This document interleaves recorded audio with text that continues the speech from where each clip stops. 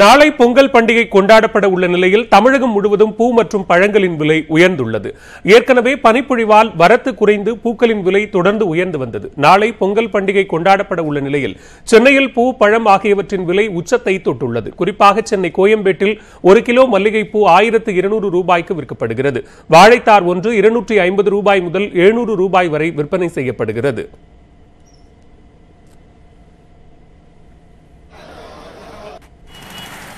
திண்டுக்கல் மாவட்டத்திலும் பூக்களின் விளைச்சல் குறைந்துள்ளதால் விலை அதிகரித்துள்ளது. தற்போது பொங்கல் பண்டிகையை முன்னிட்டு பூக்களின் தேவை அதிகரித்துள்ளது.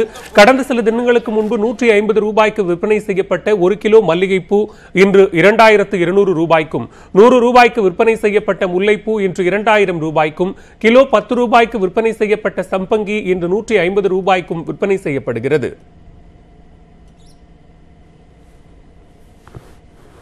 திண்டுக்கல் மாவட்டத்தில் பிரபல பூச்சந்தையான நிலக்கோட்டையில் நேற்று 900 ரூபாய்க்கு விற்ற 1 கிலோ மல்லிகைப்பூ 1200 ரூபாய்க்கும், 500 ரூபாய்க்கு விற்ற 1 கிலோ முல்லைப்பூ இன்று 1600 ரூபாய்க்கும் விற்பனை செய்யப்படுகிறது. இதேபோன்று மற்ற பூக்களின் விலையும் கணிசமாக அதிகரித்துள்ளது.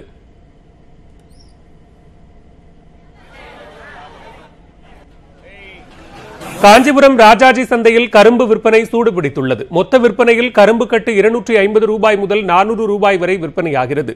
சில்லறை விற்பனையில் கரும்பு 25 முதல் 35 ரூபாய் வரையிலும் விற்பனை செய்யப்படுகிறது. விலை ஓரளவு குறைவாக இருப்பதால் கரும்பை மக்கள் ஆர்வமுடன் வாங்கிச் செல்கின்றனர்.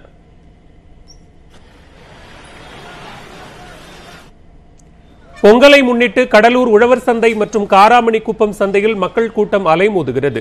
கரும்பு, வாழை, மஞ்சள், காய்கறிகள் என பொங்கல் பண்டிகையை கொண்டாட தேவையான அனைத்து பொருட்களும் உழவர் சந்தையில் கிடைக்கிறது. இதேபோன்று காராமணி குப்பம் சந்தையில் கருவாடு மற்றும் கோழி அதிக அளவு விற்பனை செய்யப்படுகிறது. மாட்டுக்கு தேவையான அலங்கார பொருட்களும் சந்தையில் கிடைப்பதால் மக்கள் தங்களுக்கு தேவையானவற்றை வாங்கிச் செல்ல அதிக அளவு வந்த வண்ணம் உள்ளனர்.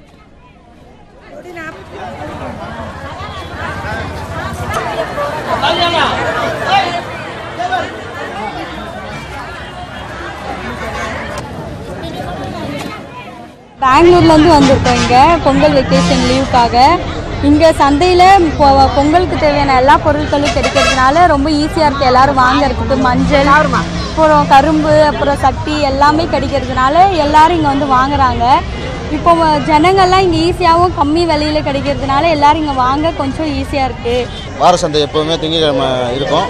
இந்த நேரத்தில் வந்து மற்ற சந்தைகளை விட மற்ற இடத்துல விட காய்கறி விலையும் குறைவாக இருக்குது. அதேமாதிரி இதுக்கு அனைத்துக்கு தேவையான மாடு, மற்றபடி கோழி, ஆடு இது எல்லாமே இங்கே கிடைக்குது, ஈஸியாக கிடைக்குது. அதிகாலை முதலே சென்னையில் போகி பண்டிகை கொண்டாடப்பட்டு வருகிறது. பழைய பொருட்களை எரித்தும் மேளமடித்தும் கொண்டாடி வருகின்றனர். பொங்கல் பண்டிகையின் முதல் நாளான போகி பண்டிகை தமிழகம் முழுவதும் கொண்டாடப்பட்டு வருகிறது. சென்னையில் அதிகாலை முதலே கொண்டாட்டத்தில் ஈடுபட்ட பொதுமக்கள் மேளங்கள் அடித்தும் பழைய பொருட்களை தீயிலிட்டு எரித்தும் கொண்டாடி வருகின்றனர். இந்நிலையில் டயர் மற்றும் பிளாஸ்டிக் பொருட்களை தீயிட்டு கொளுத்தினால் காற்று மாசு அடைவதுடன் காற்றில் நச்சுத்தன்மை அதிகரித்து வருவதாக மாசு கட்டுப்பாட்டு வாரிய அதிகாரிகள் கூறியுள்ளனர்.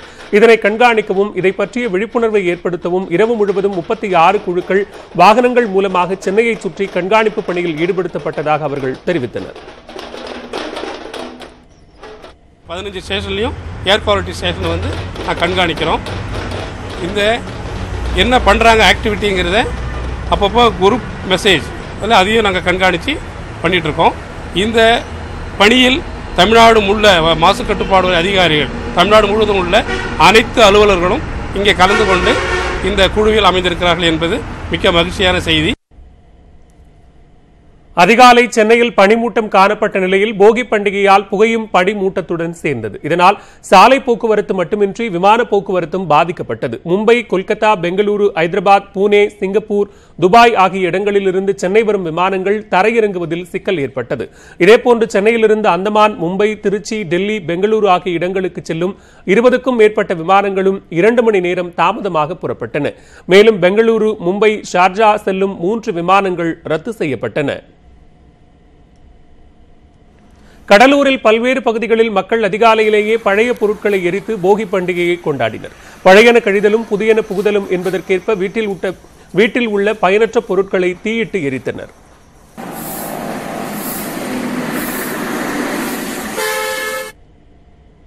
காஞ்சிபுரம் மாவட்டம் செங்கல்பட்டு அடுத்த இரும்பேடு கிராமத்தில் சிறுவர்கள் மேளமடித்தும் பாடல் பாடியும் போகி பண்டிகையை கொண்டாடினர். வீட்டில் உள்ள பயனற்ற பழைய பொருட்களை ஓரிடத்தில் குவித்து எரித்தனர்.